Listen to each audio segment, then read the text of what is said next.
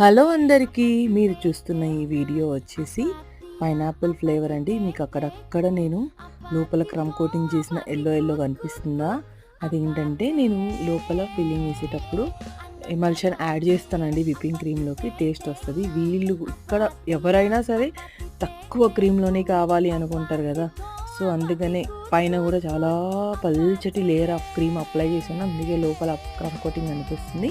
Flavour వచ్చేసి pineapple, cake wait వచ్చేసి 1.5 kg and base వచ్చేసి 8 inch టీమ్, టాప్ వచ్చేసి 4 inch టీమ్ అనమాట. ఇది మొత్తం బేబీ బాస్ థీమ్ అనమాట. అన్ని ఫోటో షీట్ ప్రింట్అవుట్ తీసుకున్నాను కస్టమైజ్ చేసుకుని.